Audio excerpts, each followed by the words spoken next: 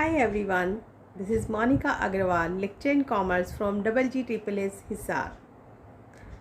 तो my dear students, आज हम नया चैप्टर स्टार्ट करने जा रहे हैं, दैट इज़ बिजनेस सर्विसेज। बहुत ही इंटरेस्टिंग चैप्टर है। इसको स्टार्ट करने से पहले मैं आपको एक बार बताना चाहूँगी कि आज हम करने क्या वाले हैं, कौन कौन सी टॉपिक हम अपने लेक्चर में कवर अप करेंगे।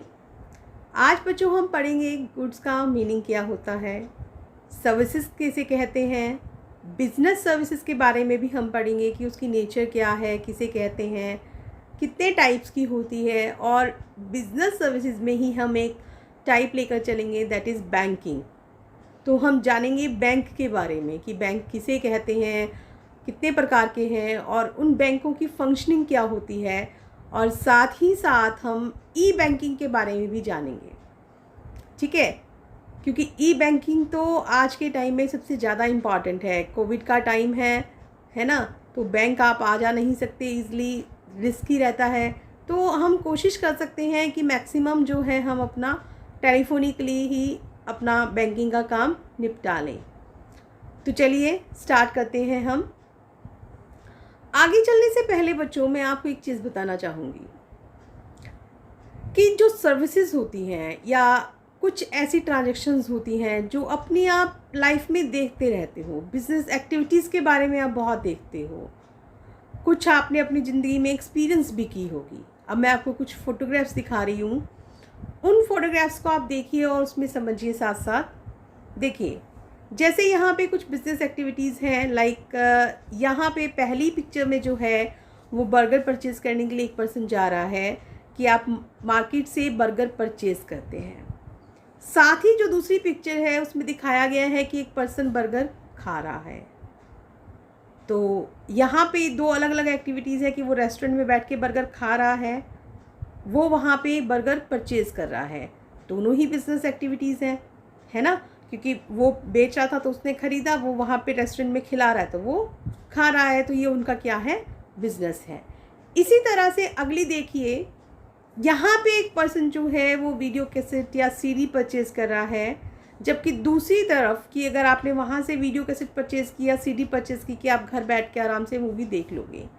दूसरी तरफ क्या है कि आप सिनेमा हॉल में टिकट परचेज़ करके और फिर आप मूवी देख रहे हैं। तो देखना तो यहाँ पे दोनों ही मूवीज़ का है, लेकिन इन दोनों कामों में भी क्या है, थोड़ा सा डिफरेंस है, जिसके बारे में अभी हम बात करेंगे। फिर नेक्स्ट हमारा क्या आ जाता है, देखिए यहाँ पे हमने एक स्कूल बस परचेज़ की और दूसरी तरफ हमने क्या किया, दूसरी पिक्चर में हमने उसे एक स्कूल को दे दिया लीज़ पर कि वो बच्चों को लेकर आई जाएगी, तो हमने उसे लीज़ पर दे दिया। अब तीनों ही चीज़ों में क्या फ़र्क है, पहला था कि वो बर्गर परचेज़ कर रहा है फिर बर्गर खा रहा है, दूसरे में क्या था, हमारा सीडी परचेज़ कर रहा है, दूसरे में वो मूवी सिनेमा हॉल में देख रहा है ना।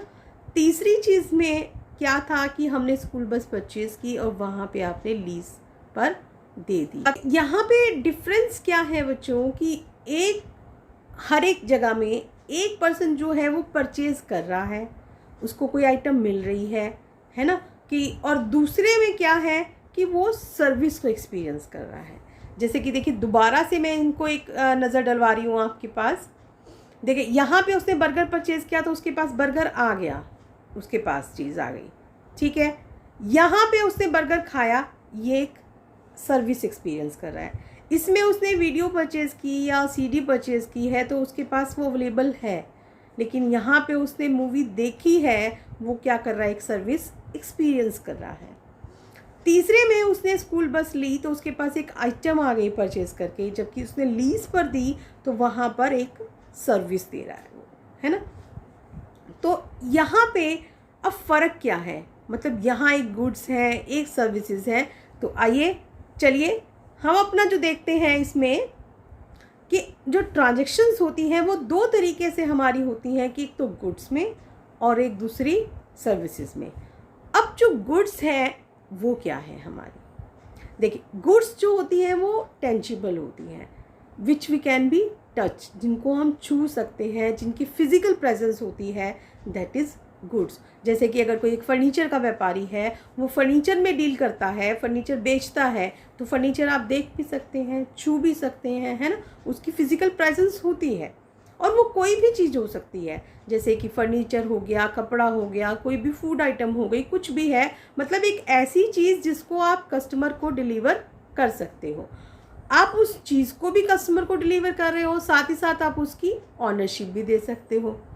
ठीक है, आपने कार परचेज़ करी तो आपको कार भी मिलेगी और उसके कागज़ भी मिलेंगे कि भाई हाँ, ये सारा का सारा अब आपका हो गया है ना।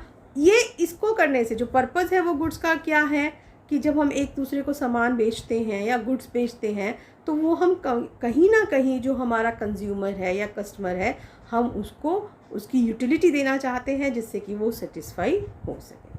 तो गुड समझ में आ गया आप लोगों को कि which can be touch and have a physical presence. ठीक है, चलिए अब आती है बात सर्विसेज की। सर्विसेज क्या है? सर्विसेज इंटेंजिबल हैं, जिसे आप देख नहीं सकते। अब जैसे कि डॉक्टर के पास आप जाते हैं, आप अपना इलाज करवाने के लिए, तो क्या डॉक्टर को, जो डॉक्टर ने आपको प्रिस्क्रिप्शन लिख के दिया या डॉक्टर ने आपको चेकआउट किया, तो क्या आपको कोई चीज़ मिली तो आपको क्या मिली? डॉक्टर की एडवाइस, सलाह मिली, आपने उससे दवाई ली, वो फ़ायदा आपने उठाया। मीन्स कि जिसको आप नहीं देख सकते। हाँ, आपको यहाँ पे उसका फ़ायदा हुआ, सेटिस्फेक्शन भी वैसे ही मिली जैसे आपको गुड्स में मिली थी, है ना। लेकिन क्या है, ये इंटेंजिबल प्रोडक्ट है, इसको आप घर नहीं लेके जा सकते। लेके क्या जा सकते हो आप? इसका इफ़ेक्ट लेके जा सकते हो सर्विस का। डॉक्टर से आपने अपना इलाज करवाया, आप ठीक हो गए, मीन्स आप बीमारी से आप ठीक हो गए, वो इफ़ेक्ट आप घर लेके जा रहे हो। जैसे कि फर्स्ट में आपने बर्गर खाया तो आपका पेट भर गया, वो इफ़ेक्ट आप घर लेकर गए। ठीक है, दूसरे में आपने मूवी देखी, आपको अच्छा लगा, आपने अच्छा फील किया, वो आप अपना लेके जा रहे हो, आप मूवी तो उठा के नहीं लेकर गए ना। तो ये हमारी क्या चीज़ें हैं? सर्विसेज हैं। अब सर्विस जो होती है वो 3-4 तरीके की होती हैं। जैसे कि एक बिज़नेस सर्विसेज हो गई, कि जो बिज़नेस के लिए, जो बिज़नेस को हेल्प करती है, व्यावसायिक क्रियाओं के लिए हेल्पफुल है। एक होती है सोशल सर्विसेज, जिसे हम कहते हैं समाज सेवा, तो वो समाज के लिए की जाती हैं। तीसरी होती है पर्सनल सर्विसेज, जैसे कि ये मेड, घर में हम मेड लगा लेते हैं, वो हमारे लिए काम करती है, तो वो उसकी क्या है? पर्सनल सर्विसेज है। तो बच्चों, हम बात कर रहे हैं बिज़नेस की, तो हम आगे कंटिन्यू करेंगे अपना बिज़नेस सर्विसेज के साथ। ठीक है, तो बिज़नेस सर्विसेज हमारी क्या हो गई कि जो बिज़नेस को चलाने के लिए बहुत हेल्पफुल है, उनके बिना हमारा बिज़नेस नहीं चल सकता। तो आइए अब हम इनकी नेचर की बात करते हैं कि बिज़नेस सर्विसेज की नेचर क्या है। होंगी तो इसमें भी सर्विसेज वाले ही गुण, क्योंकि उसी का टाइप है ये, है ना। तो फर्स्ट जो है हमारा वो क्या है? इंटेंजिबल। इंटेंजिबल मीन्स को which can not be touch and not seen, ना तो हम देख सकते हैं और ना ही हम छू सकते हैं, सिर्फ और सिर्फ हम फील कर सकते हैं। अब जैसे देखिए, आपने बैंक में रुपया जमा करवाया, तो बैंक आप देख सक रहे हो, लेकिन जो बैंक ने आपको फैसिलिटी प्रोवाइड की कि वो आपका रुपया रख रहा है या वो आपको आपके खाते से आपको रुपया निकाल के दे रहा है, तो उसको आप सिर्फ फील कर सकते हो, है ना, देख नहीं सकते, छू नहीं सकते। तो बिजनेस सर्विसेज हमारी क्या है? इंटेंजिबल है। हेट्रोजेनिटी, ये हर एक के लिए अलग अलग हैं। अब जैसे गुड्स होती हैं, आप मार्केट में कोई सामान लेने के लिए चले गए, तो वो सबके लिए एक से होंगे, किसी के लिए अलग तो नहीं होंगे ना। लेकिन यहाँ पे क्या है कि ये अलग अलग होंगी सभी के लिए।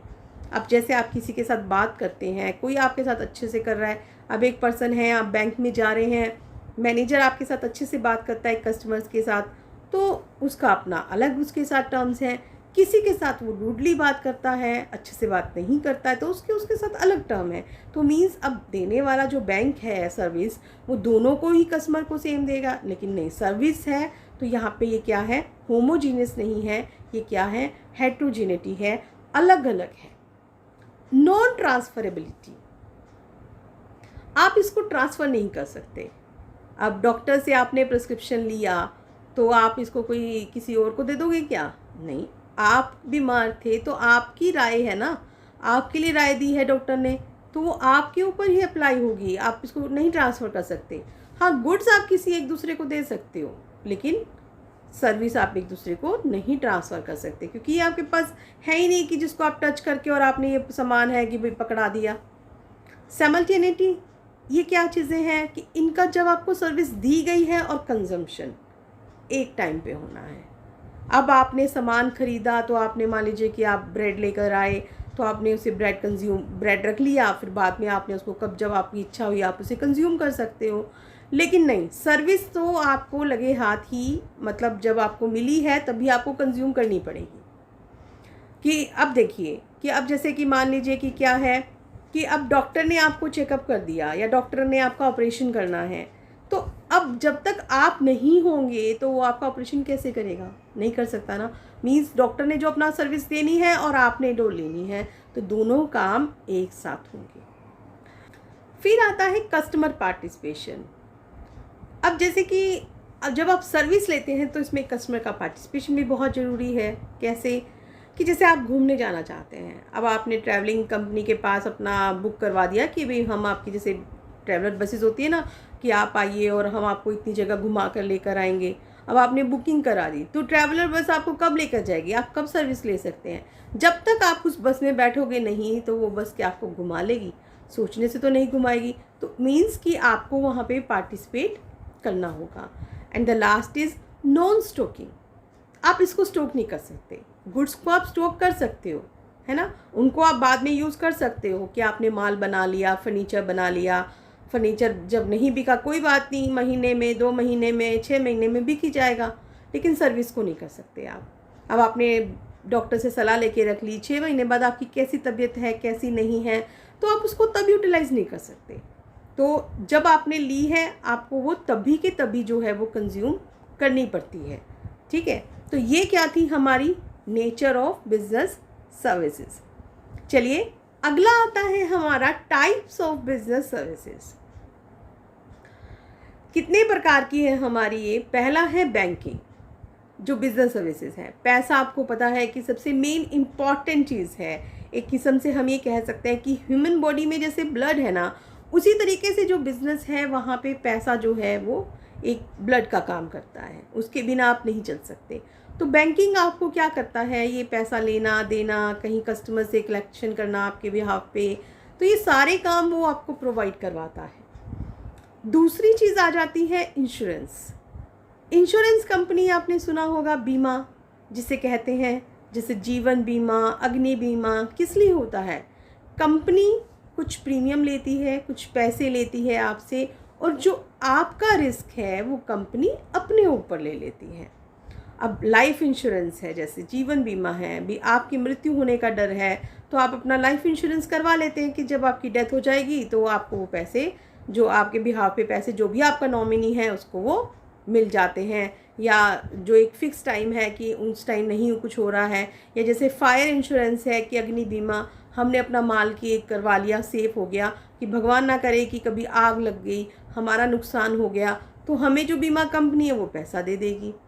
ठीक है, तो यहाँ पे जो जो पार्टी है वो क्या करती है कि प्रीमियम के बदले उनका जो जोखिम होता है या रिस्क होता है वो अपने ऊपर ले लेती है। तीसरी चीज़ आती है ट्रांसपोर्ट, यातायात। अब हर जगह तो हर सारा माल अवेलेबल नहीं होता। हम भी कहते हैं सब्जियां हैं, कई जगह से दूर दूर से भी आती हैं, और माल भी है वो भी दूर दूर से आता है ना। किसी जगह का कोई माल फेमस है, किसी जगह का कोई सामान फेमस है, कहीं पे रॉ मटेरियल बहुत सारा है किसी चीज़ का और कहीं पे ऐसा होता है कि कुछ नहीं है। तो माल कहाँ से काम चलेगा जब वो एक जगह से दूसरी जगह जाएगा, और एक जगह से दूसरी जगह जाने के लिए उसको क्या चाहिए? उसको चाहिए ट्रांसपोर्ट। तो ट्रांसपोर्ट भी यहाँ पे एक बहुत इम्पॉर्टेंट बिजनेस सर्विस है। वेयर हाउसिंग, सारा माल आपका बिका नहीं है। जैसे अभी मैंने पीछे बताया कि फर्नीचर आपने बना के रख लिया, लेकिन फर्नीचर बिका ही नहीं, तो आप उसे क्या करोगे? संभाल के रख लोगे। आपके पास बहुत सारी गेहूँ आ गई, आपके पास बहुत सारा गेहूँ था, अब ये वो आपका एकदम से बिक नहीं रहा, तो आपने उसको क्या कर लिया? स्टोर कर लिया बड़े बड़े गोडाउन्स में। That is where housing.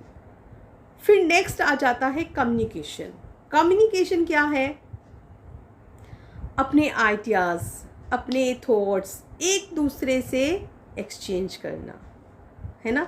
Facts, ideas, thoughts, कुछ भी हम एक दूसरे से एक्सचेंज कर सकते हैं, लेकिन समझ आना चाहिए, जो सामने वाला आपको कह रहा है वही आपको समझ में आना चाहिए, तभी गुड कम्युनिकेशन होता है। अब जैसे मैं आपको कुछ कह रही हूँ, अगर वही आपको समझ में आ रहा है जो मैं समझाना चाहती हूँ, तब गुड कम्युनिकेशन है। अगर जो मैं समझाना चाहती हूँ आपको समझ ही नहीं आ रहा, इट मीन्स वो बैड कम्युनिकेशन है। तो बिज़नेस सर्विसेज में भी तो कम्युनिकेशन की ज़रूरत पड़ती है। आप माल बेच रहे हो, खरीद रहे हो, तो भी आपको ज़रूरत है। माल बनवा रहे हो, आपने अपने एम्प्लॉयज़ से बात करनी है, तो भी आपको कम्युनिकेशन की ज़रूरत है ना। तो ये तो थे बच्चों हमारे बिजनेस सर्विसेज के टाइप्स। लेकिन अब इन चीज़ों पर अलग अलग अब हमें डिटेल में बात करनी है। तो आज हमारा जो मेन अब उसमें रहेगा, वो हम सिर्फ और सिर्फ बात किसके बारे में करेंगे?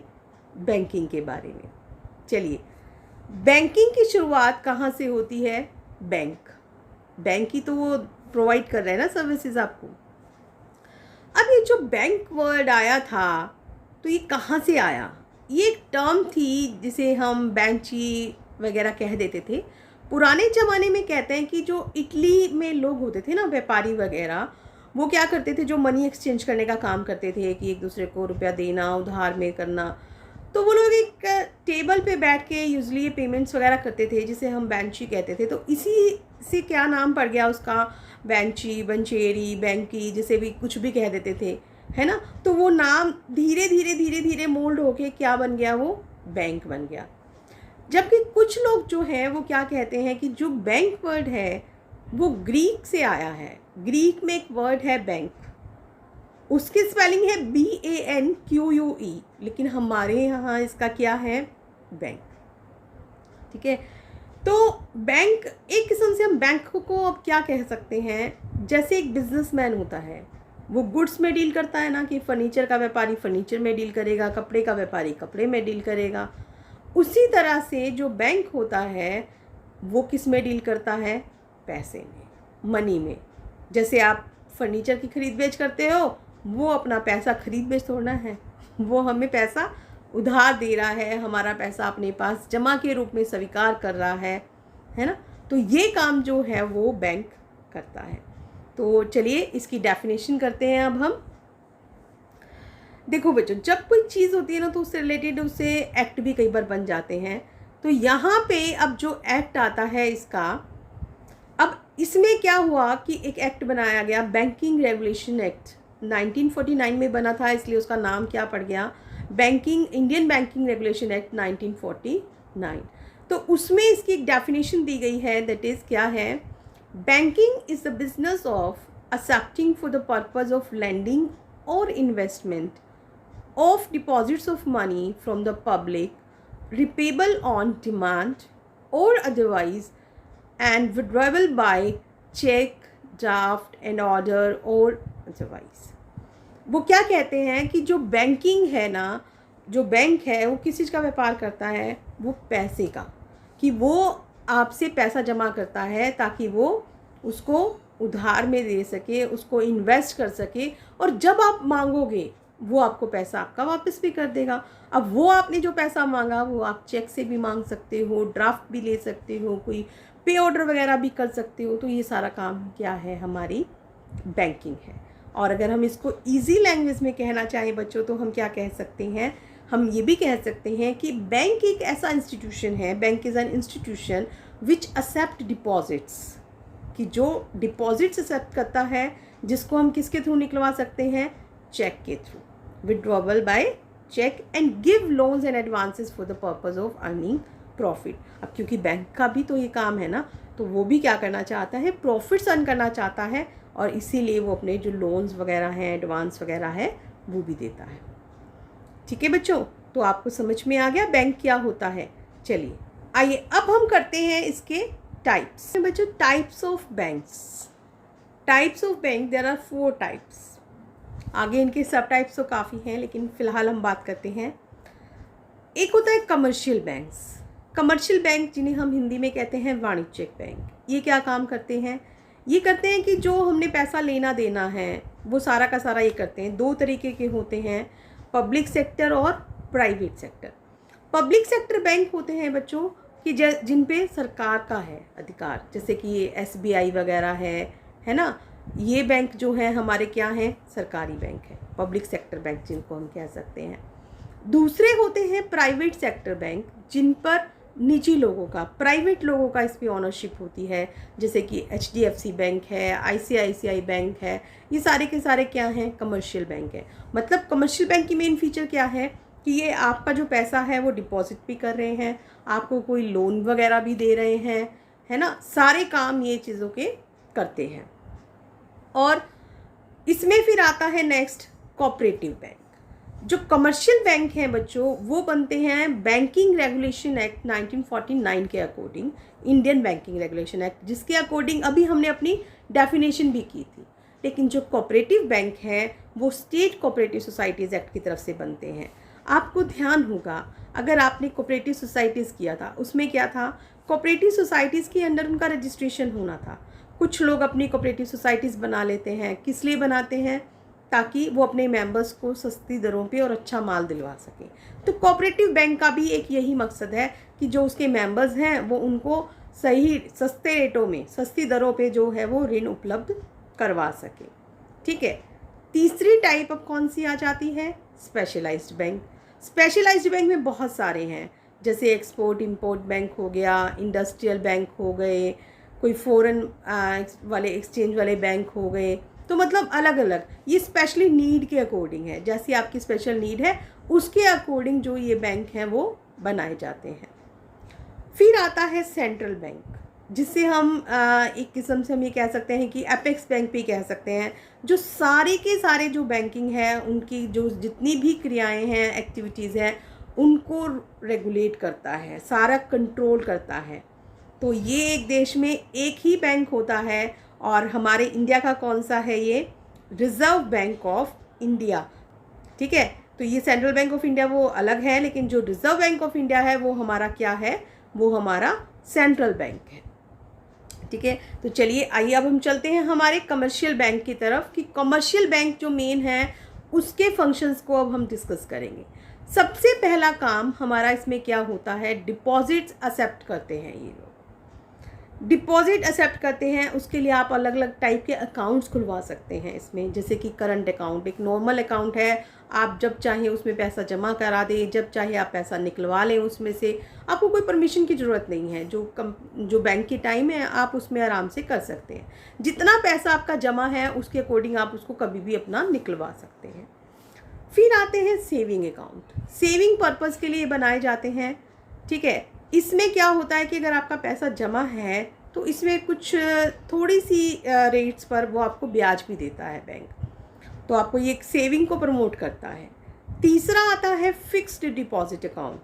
फिक्स्ड डिपॉजिट अकाउंट कौन सा होता है, जिसे आप बोलते हैं ना FD करा रखी है, ये वही है। फिक्स्ड डिपॉजिट होता है कि एक टाइम पीरियड के लिए, एक सर्टेन टाइम पीरियड होता है। तो अगर आपको मान लीजिए कि साल, 2 साल, 5 साल, जितने के लिए आपने अपनी FD करा रखी है, अगर आप उस टाइम से पहले उसको निकलवाना चाहते हैं तो आपको क्या करना पड़ेगा, परमिशन लेनी पड़ती है। जैसे करंट अकाउंट, सेविंग अकाउंट में ऐसा कुछ नहीं था, लेकिन फिक्स्ड डिपॉजिट में आपको लेनी पड़ती है। सेविंग अकाउंट में रेट ऑफ इंटरेस्ट जो होती है कंपैरेटिवली फिक्स्ड डिपॉजिट के कम होती है, जबकि फिक्स्ड डिपॉजिट क्योंकि लंबे टाइम के लिए है तो इसमें जो बैंक है वो आपको एक अच्छी रेट से रेट ऑफ इंटरेस्ट देता है। अब आप कई बार सुनते होंगे MOD है हमारा अकाउंट, तो अब वो MOD क्या चीज़ है, मल्टीपल ऑप्शन डिपॉजिट अकाउंट। ठीक है, कि मतलब अगर आप उसमें MOD करवा देते हो, कई ऑप्शंस मिल जाती हैं आपको कि आपके पास अगर बैंक में बैलेंस पड़ा ही है, आप उसको यूटिलाइज़ नहीं कर रहे, तो फॉर द मतलब आप बता दोगे बैंक को कि 15 दिन बाद, महीने बाद हमने पैसा यूज़ नहीं किया तो उसको हमारा FD में कन्वर्ट कर दिया जाए, तो वो हमारा क्या है, MOD आ जाता है।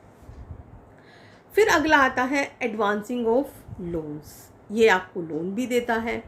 लोन कैसे, जैसे कि आपको कैश दे दिया, ओवरड्राफ्ट दे दिया। अब ओवरड्राफ्ट क्या है, अब देखिए मान लीजिए कि आपके बैंक में 50,000 रुपये जमा है या आपके लाख रुपए जमा है, अब आपको चाहिए 1.25 लाख।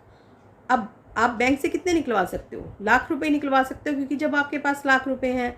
लेकिन नहीं, अगर आपकी गुडविल अच्छी है बैंक की नज़र में, आपका अच्छा ट्रांजैक्शन होता रहता है, तो बैंक आपको एक फैसिलिटी देता है कि जितने पैसे आपके बैंक में जमा नहीं भी है ना, बैंक उससे ज़्यादा आपको पैसे दे रहा है। मान लीजिए कि आपको लाख रुपए आपके थे, लेकिन आपको 1.25 लाख चाहिए, तो अगर आपने बैंक ने अगर आपकी लिमिट बना रखी है, तो बैंक आपको लाख के बदले कितने दे रहा है, 1.25 लाख दे रहा है, और उसके बदले वो आपसे इंटरेस्ट चार्ज कर लेगा और फिर कुछ दिनों में आपको पैसा वापस करना हो जाता है। That is overdraft, bank overdraft जिसे कह देते हैं। एक होता है टर्म लोन, कि टाइम पीरियड के लिए आपने क्या किया, लोन दे दिया, ठीक है, जितने टाइम के लिए है, साल 2 साल के लिए, जैसा भी है। एक होता है डिमांड लोन, कि हमने लोन दे दिया, जब डिमांड की जाएगी तो हमें वो देना पड़ेगा, ठीक है। तो पहला काम क्या था इसका, डिपॉजिट्स भी लेता है हमसे, जमा स्वीकार करता है, हमें लोन भी दे देता है। तीसरी फैसिलिटी क्या करते हैं, चेक फैसिलिटी, हमें चेक दे देते हैं। चेक 2 तरीके के होते हैं, बियरर चेक और क्रॉस चेक।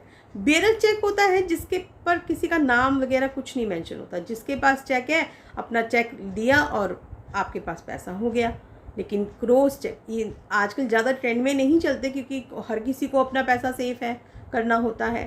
लेकिन क्रॉस चेक में क्या होता है कि उस पर पूरा पर्टिकुलर नाम लिखा होगा, क्रॉस 2 लाइनें आपको कॉलम जो होता है लेफ्ट हैंड साइड में 2 लाइनें जो होती है टॉप कॉर्नर पे लगाई जाती हैं, ताकि जिसका वो है वो सिर्फ वही पर्सन उसको निकलवा सकता है और कोई नहीं निकलवा सकता उसको।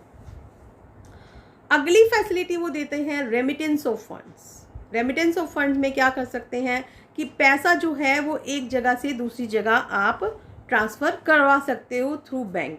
जैसे आपने बैंक ड्राफ्ट दे दिया कि आपका बैंक में पैसा था, आपने बैंक ड्राफ्ट बनवाया, आपने वो दे दिया। जैसे आप कई बार फीस वगैरह भरना चाहोगे तो होता है ना कि कई एग्ज़ाम्स की कि आपको बैंक ड्राफ्ट लगाना पड़ता है, तो अब वहाँ जब आपने बैंक ड्राफ्ट भेज दिया तो वो पैसा वो बैंक ड्राफ्ट जमा कराएंगे और वो पैसा निकाल लेते हैं। ऐसे ही पे ऑर्डर होता है, पे ऑर्डर में भी इसी तरीके का काम हो सकता है। The last is allied services. ऐसा नहीं कि बस ये इतनी ही सर्विसेज देता है, सर्विसेज तो बहुत सारी हैं, लेकिन क्योंकि इतना हम यहाँ डिस्कस नहीं कर सकते हैं तो सिर्फ थोड़ा सा मैं मेन आप लोगों को बता रही हूँ कि अलाइड सर्विसेज जैसे सहायक और चीज़ें भी देता है। जैसे आप बैंक में अपना लॉकर खोल सकते हैं, लॉकर में अपना आप सामान रख सकते हो, तो उसका भी फ़ायदा हो जाता है ना, तो उसके लिए आपसे थोड़ा सा वो चार्ज करता है, लेकिन वो आपको फैसिलिटी भी देता है। तो ये थे हमारे कमर्शियल बैंक के फंक्शंस। तो चलिए बच्चों, आगे अगला हमारा नेक्स्ट टॉपिक आता है ई बैंकिंग, जिसे हम क्या कहते हैं, इलेक्ट्रॉनिक बैंकिंग भी हम इसको कहते हैं। आज देख रहे हैं आप कि कंप्यूटर का ज़माना है, इंटरनेट का ज़माना है ना, इसके बिना हमारा काम ही नहीं चलता है। और सबसे बड़ी बात, जिस तरीके की ये महामारी फैली हुई है, कोरोना फैला हुआ है, तो उसमें तो इसकी इम्पोर्टेंस और भी बढ़ जाती है। तो आज हम बात किसकी कर रहे हैं, ई बैंकिंग के बारे में हम बात कर रहे हैं, जिसे आप कहते हैं इलेक्ट्रॉनिक बैंकिंग भी। इसके कई नाम हैं, ई बैंकिंग कह सकते हैं, वर्चुअल बैंकिंग कह सकते हैं, ऑनलाइन बैंकिंग कह सकते हैं, या फिर इंटरनेट बैंकिंग भी कह सकते हैं। होता क्या है इसमें, कुछ नहीं खास है, सिर्फ इलेक्ट्रॉनिक मीडिया या टेली कम्युनिकेशन डिवाइसेस में, जिसमें भी नेटवर्क के जरिए आप अपनी जो भी बैंकिंग प्रोडक्ट्स हैं, सर्विसेज हैं, उनको आप यूज़ कर सकते हैं।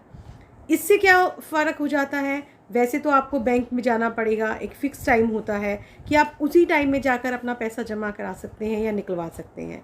लेकिन ई बैंकिंग ने सारे काम हमारे आसान कर दिए हैं। 24 घंटे में कभी भी कहीं भी बैठकर जो एक कस्टमर है वो अपना अकाउंट एक्सेस कर सकता है, कोई भी वो ट्रांजैक्शन कर सकता है, चाहे थ्रू वो कंप्यूटर कर सकता है या फिर वो मोबाइल के थ्रू कर सकता है, उसे बिल्कुल भी कोई प्रॉब्लम नहीं आती है। तो इसका बहुत बड़ा फ़ायदा है ये।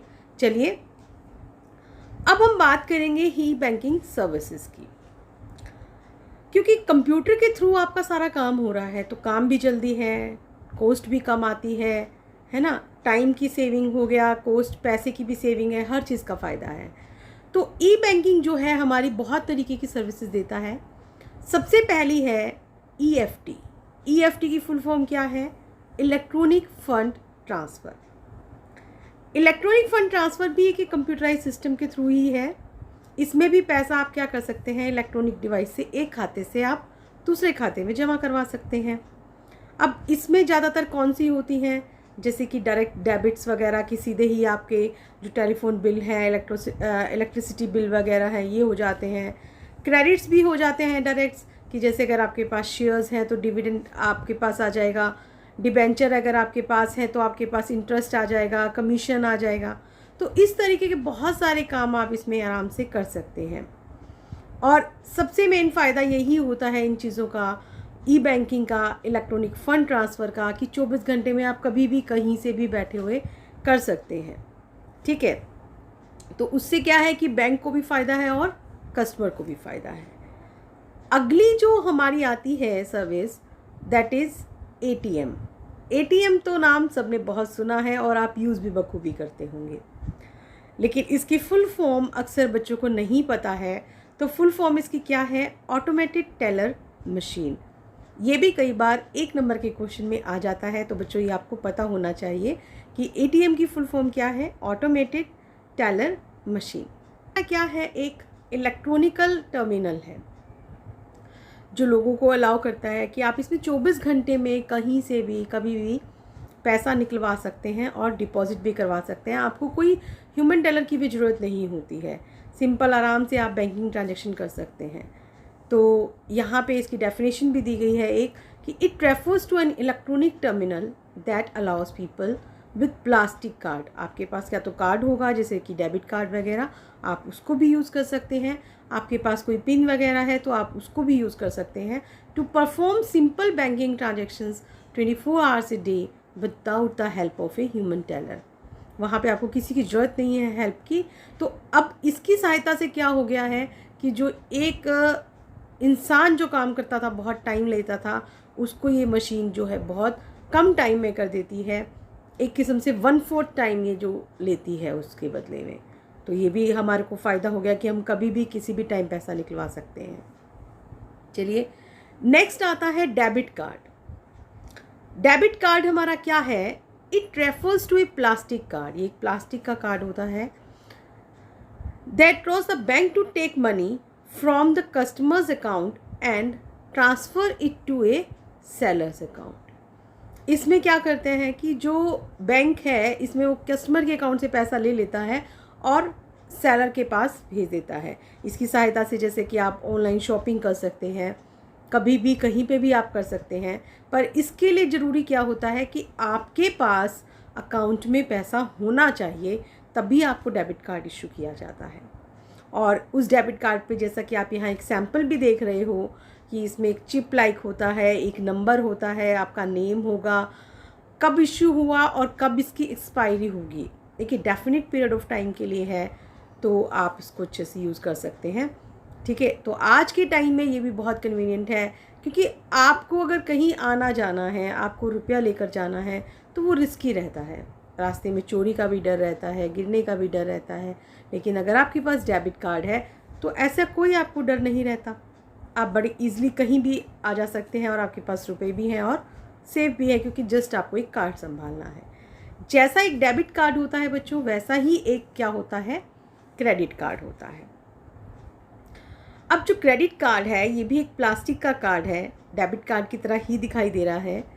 And it refers to plastic card that allows the customer to buy now and pay back the loan amount to bank at a future date. उसमें क्या था? डेबिट कार्ड में पैसा ऑलरेडी आपके अकाउंट में था तो आपको डेबिट कार्ड इशू किया गया था, लेकिन क्रेडिट कार्ड में ऐसा नहीं है। एक किस्म से लोन दे रहा है, आपके पास पैसा नहीं है। जिसे बैंक ओवरड्राफ्ट की सिचुएशन आ जाती है ना, कि आपके खाते में पैसा नहीं होता लेकिन बैंक आपको फैसिलिटी दे देता है just because of your goodwill, कि आपकी गुडविल अगर अच्छी है तो वो आपको दे देता है कि आपके खाते में पैसा ना होते हुए भी आप वहाँ से ज़्यादा इशू करा सकते हैं, बैंक से पैसा ले सकते हैं।